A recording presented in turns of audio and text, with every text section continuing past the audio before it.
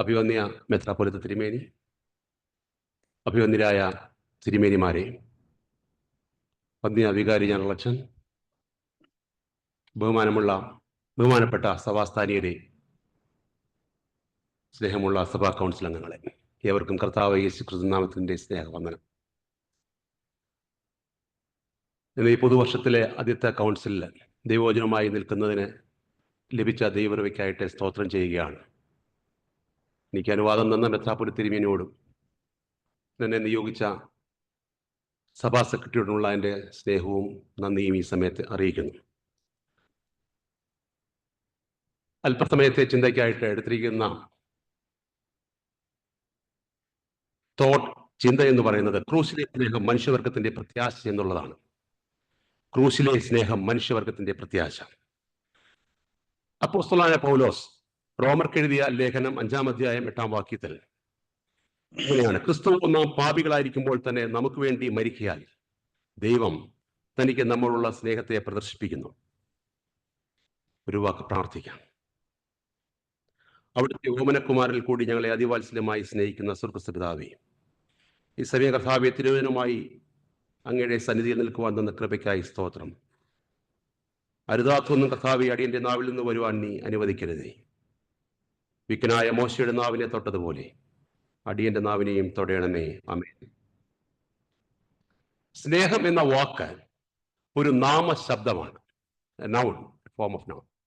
എന്നാൽ അതിന്റെ നിലനിൽപ്പ് ഒരു ക്രിയാരൂപത്തിലാണ്.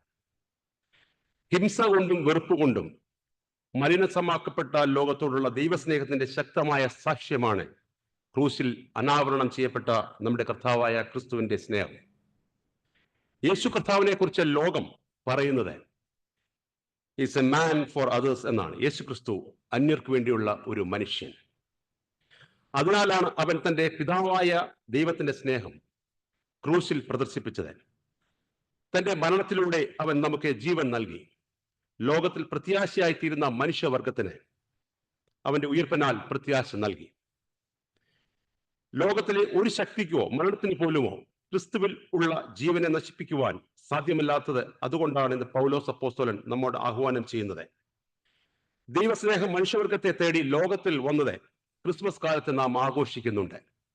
എന്നാൽ ഈ സ്നേഹം നമ്മോട് കൂടെ വസിച്ച് നമ്മെ എങ്ങനെ നയിക്കണമെന്ന് വിളിച്ചറിയിക്കുന്നത് കാൽവറിയുടെ ഉന്നതത്തിലാണ്.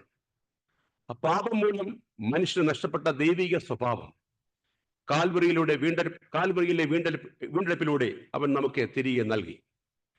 കർത്താവിന്റെ ക്രൂശിന്റെ ചുവട്ടിൽ നിന്ന് ലഭിക്കുന്ന ഉൾക്കാഴ്ച, ദർശനം എന്നിവ നമ്മിൽ നിന്നും കുറഞ്ഞു പോകുവാൻ ഇടയാകരുത്.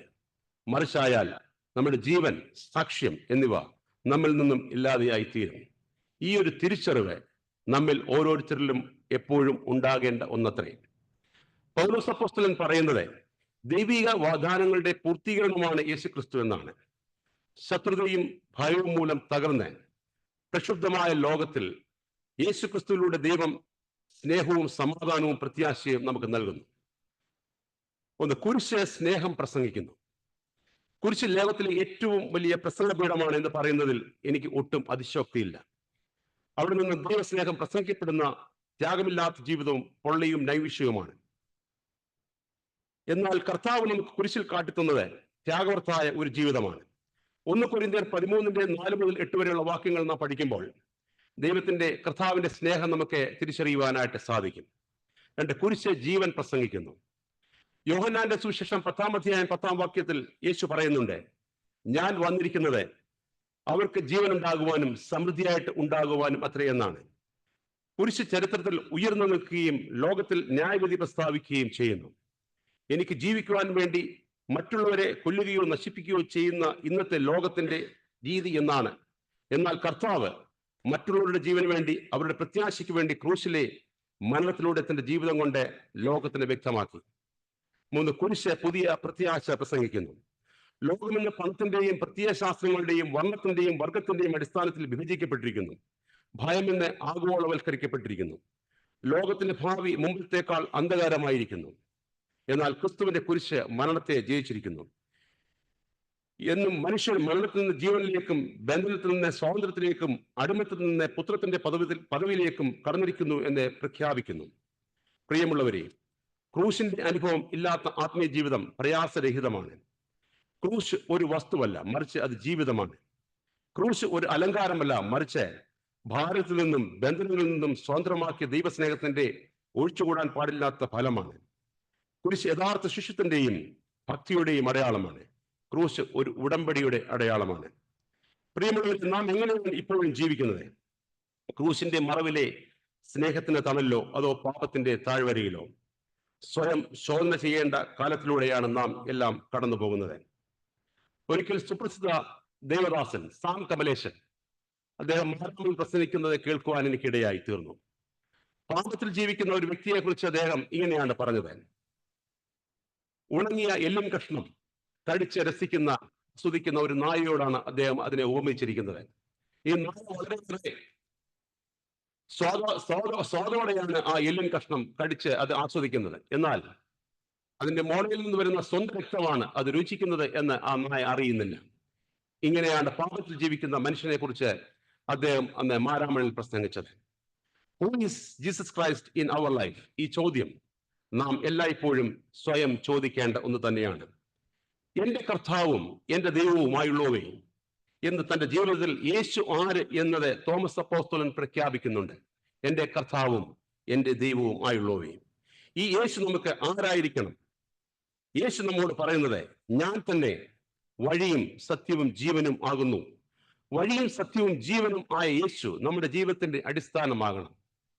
നമ്മുടെ മെത്രാപ്പൊലീത്ത തിരുമേനിയുടെ പുതിയ പുസ്തകമായ ധ്യാനാഞ്ജലിയിൽ പ്രിയ പിതാവ് ഈ പ്രകാരം പറയുന്നുണ്ട്: യേശുവിൽ ജീവിക്കുവാനും മരിക്കുവാനും നമുക്ക് കഴിയണം.